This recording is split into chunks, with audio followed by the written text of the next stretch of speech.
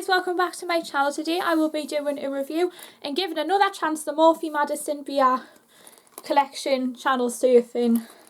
So I did a video back in, I think it was 2021, but I think for some reason the original file corrupted and then I wasn't able to bring it to you guys. But I thought today's video would be the opportunity to recreate that video, and then at least I'll be able to give you my review. A bit of a first impressions in case you wanted to see what my initial thoughts were, as if I was talking as if it was like opening it up right now. So what you get in this little set is you get an eyeshadow palette, you get this little makeup bag with 5 different brushes in. So you have a kind of big fluffy brush, a blending brush, a more chunky pencil one, a flat packer, a smudger, and a angled eyeliner brush. And then what you get inside the little bag is you also get a luminous setting spray. The one I've got here is the shade Seal the Deal. This is very similar to the iconic London setting spray, the luminous one, and I believe this is the one that she did for paler skin, because originally she did two. She did a one for more skin tones like mine, and then she did a more coppery bronzy one for the more warmer skin tones. And then another thing that she had in her collection was she got the lip glosses, but I wasn't able to. I got my hands on one of them and I ended up using that up, so I've got a great alternative if you guys are looking for a dupe for that particular eyeshadow palette. Okay, the first thing we're going to talk about is the eyeshadow palette. So what you can see, as you can see here, I have lost the black shade because it like cracked when it was like in storage, and then I ended up using it, but I had to be like really careful as well. I think as well was when we were looking in the shop, a lot of my only criticism with maybe the Morphe shadows is that they don't like travel well when they're being delivered. So yes, I know that, and whilst this is in really sturdy packaging, this is like a really kind of loose powder as opposed to like a traditional pressed powder, but I think the colours are not absolutely gorgeous. Some of them do look a little bit scary in the pan, so this colour here and maybe these colours here might be a little bit quite scary. So what I'm going to be doing is I'm going to be creating a bit of a soft glam makeup look today. So what I absolutely love about this is you go into these really nice natural colours, and then you start to venture towards the more warmer tone ones that you might use in the crease, or you could use as an eyeliner. So I mean, I know that I don't have the black anymore, but I can always find an alternative black one if I wanted to create shadow liner. Although today I'm thinking about maybe creating a shadow liner with maybe these colours here on this bottom row. So what I'm going to do is, in a sec, I'm going to be doing a look with the palette. But first things first, I'm going to be using a little bit of the setting spray here. The packaging is very similar to the iconic London one, so as you can see, you'll be getting a very similar result. And I am pretty sure that Morphe standalone do a setting spray which is very similar to that, or when I finally upload this video, in the description box below I might include some drugstore friendly alternatives. So I'm going to do a first spritz of it, and then what I'm going to do is I'm going to tap that in. The reason I do this before I put my eye makeup on is because with it being a liquid, it can just make everything run, and it makes it look like you've been crying for about a week. So as you can see here, the light is coming in from the right hand side. I know it doesn't look as much of a glow, but I'd say it is a great beginner friendly one if you're wanting to maybe do a starting out in the luminous setting spray. So it's got a bit of a sheen, it's got some rose gold speckles to it, as you can see on this side here, but it's a really nice subtle finish. And also if you're wanting to do a little bit more intense, you could also go in with a second coat. But for today's video, I'm just going to be sticking with the one coat because I am creating a soft glam makeup look, so I want that to sort of match in with the rest of the look. Right, let's see if we can put together a makeup look using this palette. So I'm going to bring you guys in closer. The first colour I'm going to be taking, I'm going to be starting off with a nice cool tone shade. I'm going to be taking this colour here. Once I find out the names of the shadows, I will graphically run them across the screen so you know which ones they are called if you are playing along at home. I'm going to be taking this blending brush here, and then what I'm going to do is I'm going to be dipping into this, tap off some of the excess, And then bringing you guys in closer, I'm going to be working this as a transition colour through my crease. Normally I do one eye off camera, but because I didn't want to give anything away of what look I was going for, I thought I would do this makeup look together, so it's giving the impression that I was doing it for the first time. I would safely say this is one of my favourite collabs that Morphe have done. Even though I've only used a couple of their products before, I would definitely say that this is a really, really impressive palette, because what I like about this palette is she's remembered to put a white matte shade in if she wanted to. They will want to create a, you know, a softer brow bone colour. And from what I'm gathering so far, this shade here is a very cool tone one, which is pretty rare for a collab eyeshadow palette, because a lot of these people tend to go for the more warmer tones, which is it might not work for all of us. So I really like how she's got some cool tones in there as well as some warm tone shades in here.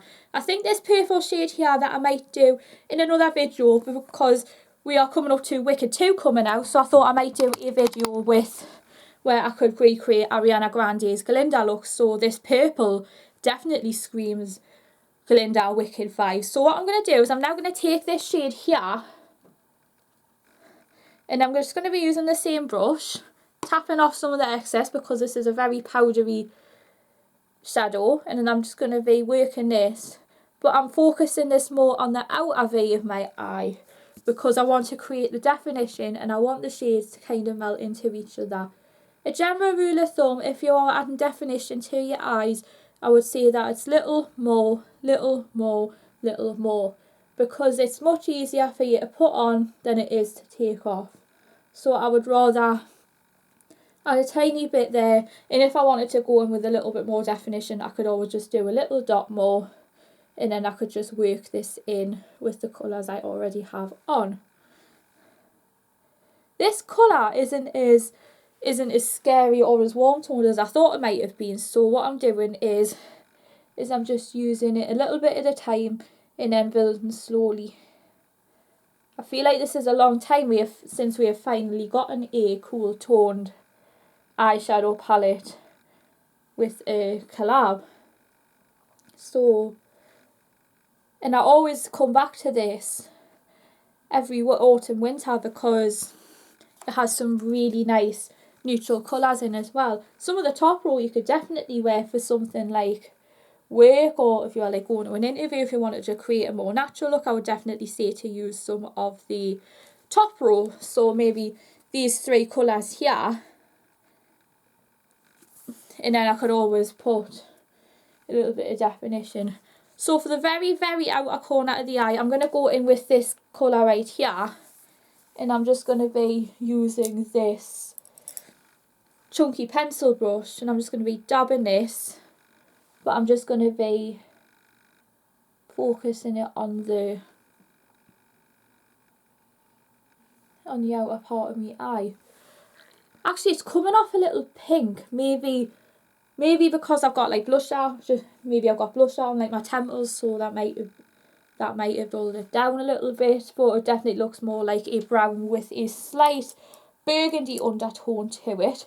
Okay, I'm now going to move on to the eyelid shade. So I'm not going to cut any crease today because I want this to be a natural looking lid colour. So I'm going to go in with a mix of this colour here, and then maybe the mix of this colour here, and then I'm going to be just applying this to my eyelid.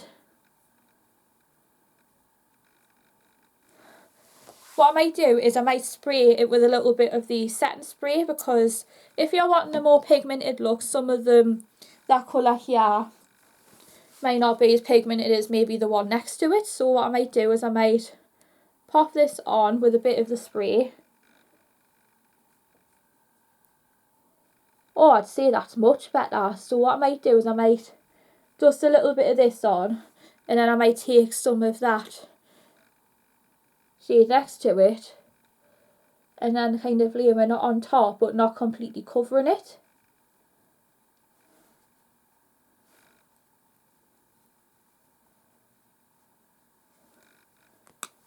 I might do one side with the eye brush and maybe the other side with my finger to see if it...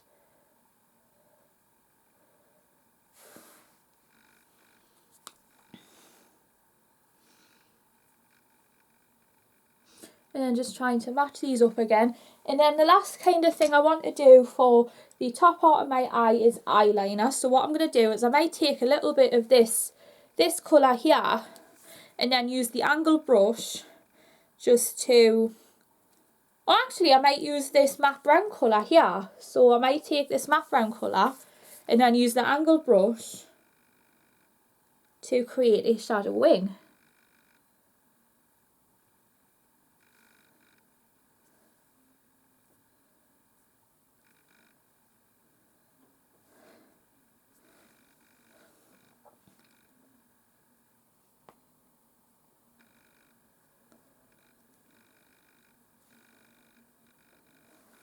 Okay, so I'm now going to finish off with a flick of mascara and then we are going to go on to the lower lash line part. So I'm going to go in with my favourite mascara, which is the Extra Super Lash by Rimmel.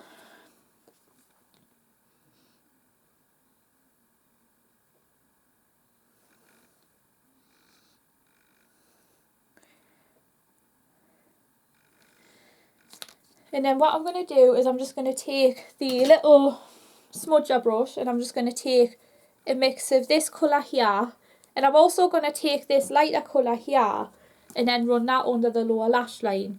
Actually, first things first, I'm going to take a bit of that colour and I'm going to pop that in the inner corner.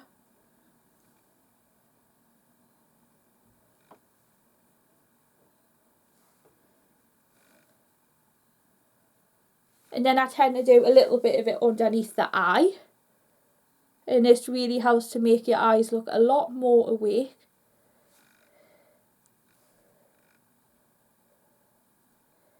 Oh wow, that is really glittery. So I just think it's a really good colour to use if you're wanting to create a look that would make your eyes pop. And then the last thing we're going to do for today's look is lips. So the lip liner I'm going to be going in with is the NYX Suede lip liner in the colour Toulouse, wherever that may be. Oh, there it is. It was in the makeup bag. So what I'm going to do is I'm going to go in with a lip liner. I might have to sharpen it first, actually. So what I'm going to do is I'm going to give it a sharpen. In that way, I've got a nice precise point, and I'm going to do a draw around my natural lip shape and then fill it in. Because the lip gloss, although the lip gloss was pigmented, you would probably need some form of product underneath if you're wanting to focus more on the colour as opposed to a sheer wash.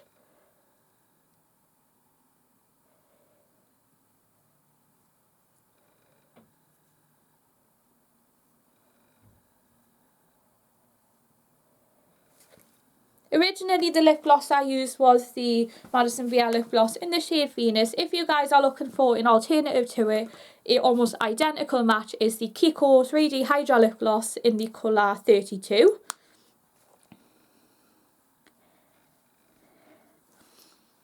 One thing I can say about the Kiko lip gloss is absolute fire.